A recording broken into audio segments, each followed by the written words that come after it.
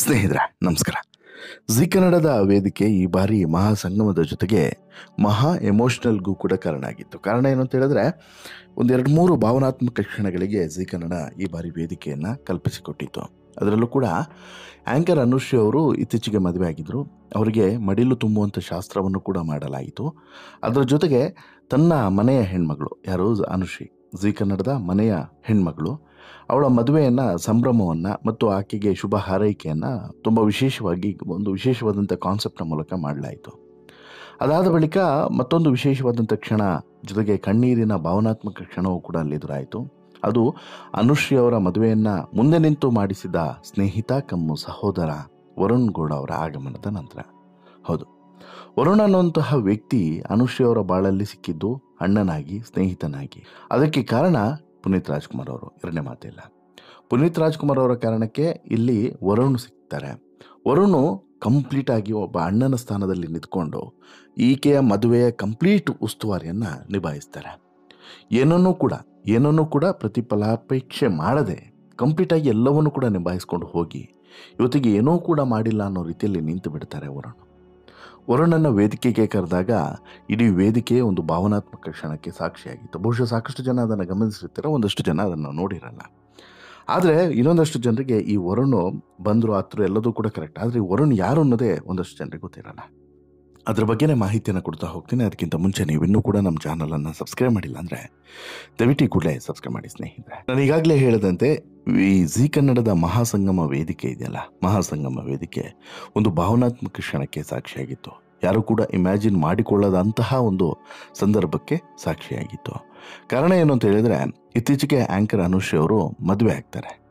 ಮದುವೆ ಆಗಿ ಜಿ ಕನ್ನಡದ ಮೊಟ್ಟ ಮೊದಲ ಕಾರ್ಯಕ್ರಮ, ಮದುವೆ ಆದ ನಂತರದ ಮೊಟ್ಟ ಮೊದಲ ಕಾರ್ಯಕ್ರಮವನ್ನು ಹೋಸ್ಟ್ ಮಾಡೋದಕ್ಕೆ, ಅದು ಕೂಡ ಮಹಾಸಂಗಮ ಅನ್ನುವಂಥ ವಿಶೇಷವಾದಂತಹ ಪ್ರೋಗ್ರಾಮನ್ನು ಹೋಸ್ಟ್ ಮಾಡೋದಕ್ಕೆ ಸಹಜವಾಗಿ ಸೀರೆಯನ್ನುಟ್ಟು ಕತ್ತಲ್ಲಿ ತಾಳಿಯನ್ನು ಹಾಕ್ಕೊಂಡು ಅದರ ಜೊತೆಗೆ ಮತ್ತೊಂದಷ್ಟು ಒಡವೆಯನ್ನು ಕೂಡ ಹಾಕ್ಕೊಂಡು ದೊಡ್ಡದೊಂದು ನೆಕ್ಲೆಸನ್ನು ಹಾಕ್ಕೊಂಡು ಸುಂದರವಾಗಿ ಮತ್ತೆ ಮಧುವರ್ಣಗಿತ್ತಿಯ ರೀತಿಯೇ ರೆಡಿಯಾಗಿ ವೇದಿಕೆಯನ್ನು ಹತ್ತುತ್ತಾರೆ. ಸಹಜವಾಗಿ ಅದೇ ಜೋಶು, ಅದೇ ಸಂಭ್ರಮದ ನಡುವೆ ಅನುಶ್ರೀ ಅವರು ಆ್ಯಂಕರಿಂಗ್ ಮಾಡ್ತಿದ್ದಂಥ ಸಂದರ್ಭದಲ್ಲಿ ಜಿ ಕನ್ನಡದ ಕಂಪ್ಲೀಟ್ ಟೀಮು ಈಕೆಗೆ ಒಂದು ಸರ್ಪ್ರೈಸನ್ನು ಕೊಡುತ್ತೆ. ಮಗಳ ಮಡಿಲು ತುಂಬುವಂಥ ಕೆಲಸವನ್ನು ಜಿ ಕನ್ನಡ ಮಾಡುತ್ತೆ. ಇದೇ ಸಂದರ್ಭದಲ್ಲಿ ರೋಷನ್ ಜೊತೆಗೆ ಅನುಶ್ರೀ ಅವರ ಮದುವೆ ಅಷ್ಟು ಸುಂದರವಾಗಿ ನೆರವೇರುವುದಕ್ಕೆ ಕಾರಣಕರ್ತರಾದಂತಹ ಒಬ್ಬ ವ್ಯಕ್ತಿಯನ್ನು ವೇದಿಕೆ ಮೇಲೆ ಕರೀತಾರೆ. ಆತ ಅಣ್ಣನ ಸ್ಥಾನದಲ್ಲಿ ನಿಂತುಕೊಂಡು ಈ ಮದುವೆಯನ್ನು ಮಾಡಿಸಿದ್ದು. ಪುನೀತ್ ರಾಜ್ಕುಮಾರ್ ಅವರ ಅಭಿಮಾನಿಯೂ ಕೂಡ ಆಗಿರುವಂಥ ಆತ ಬೇರೆ ಯಾರಲ್ಲ, ಅದೇ ಈ ವರುಣ್ ಗೌಡ. ಈಗ ಜಿ ಕನ್ನಡ ವೇದಿಕೆಗೆ ಆ್ಯಂಕರ್ ಅನುಶ್ರೀ ಅವರು ಮರಳುತ್ತಾರೆ. ಈ ವೇಳೆ ಮದುವೆ ಬಗ್ಗೆ ಅವರು ಮಾತನಾಡ್ತಾರೆ. ವರುಣ್ ಗೌಡರನ್ನು ವೇದಿಕೆಗೆ ಕರೀತಾರೆ.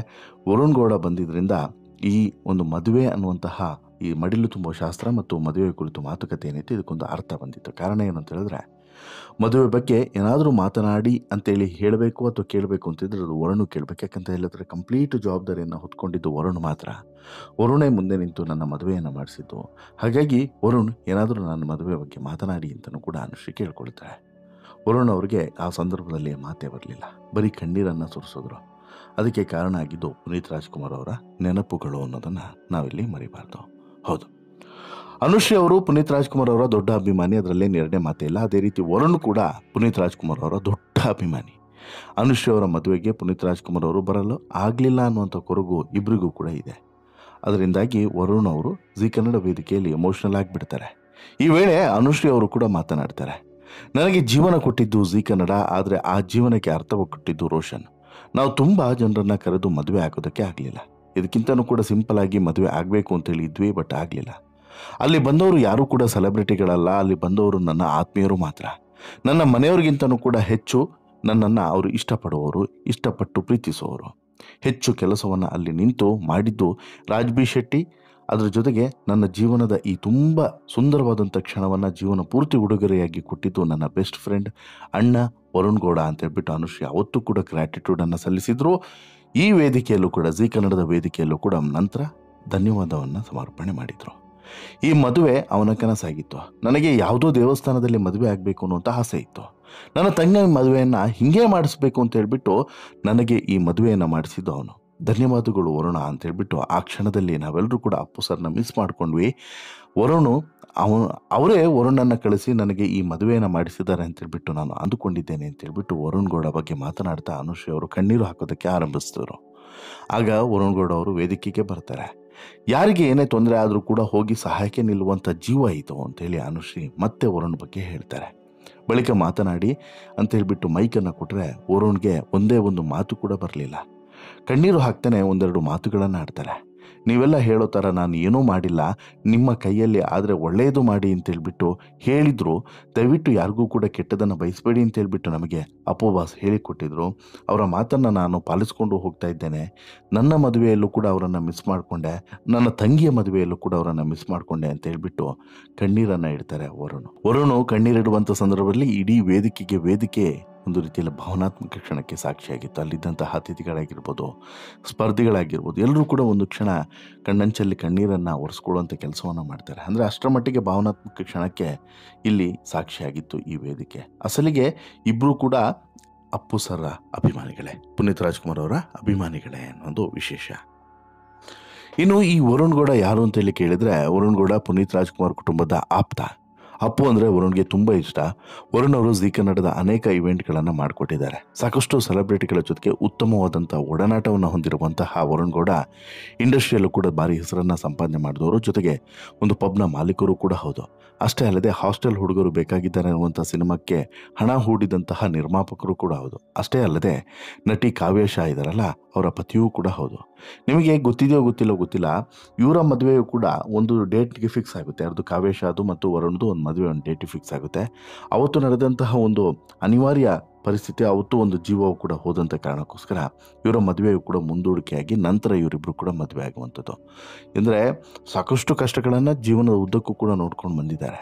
ಈಗ ಇದೆಲ್ಲ ಕಾರಣಗಳಿಂದ ಮತ್ತು ಪ್ರಮುಖವಾಗಿ ಪುನೀತ್ ರಾಜ್ಕುಮಾರ್ ಅವರ ಕಾರಣದಿಂದ ಸುಂದರವಾದಂಥ ಮದುವೆಯನ್ನು ಮತ್ತು ಇವರ ಈ ಇಮ್ಯಾಜಿನೇಷನ್ ಪ್ರಕಾರನೇ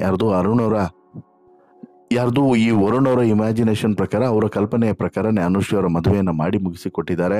ಹಾಗಾಗಿ ಪ್ರತಿಯೊಬ್ಬರು ಕೂಡ ಈಗ ವರುಣ್ಗೆ ಧನ್ಯವಾದವನ್ನು ಸಮರ್ಪಣೆ ಮಾಡ್ತಿದ್ದಾರೆ.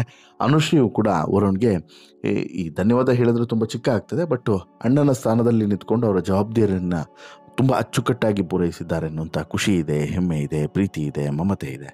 ಒಟ್ಟಿನಲ್ಲಿ ಜೀ ಕನ್ನಡವೇ ಅನುಶ್ರೀ ಅವರ ಈ ಇಡೀ ಒಂದು ಜರ್ನಿ ಏನಿದೆ, ಹೊಸ ಜರ್ನಿ ಏನಿದೆ, ಇದಕ್ಕೆ ಶುಭ ಹಾರೈಸಿದರೆ ಒಂದು ಅದ್ಭುತವಾದಂಥ ಗಿಫ್ಟನ್ನು ವರುಣ್ಗೂ ಕೂಡ ಕೊಟ್ಟಿದ್ದಾರೆ. ಹಾಗೆಯೇ ಅನುಶ್ರೀಗೂ ಕೂಡ ಜೀ ಕನ್ನಡ ಕೊಟ್ಟಿದೆ ಅಂತಲೂ ಕೂಡ ಹೇಳ್ಬೋದು.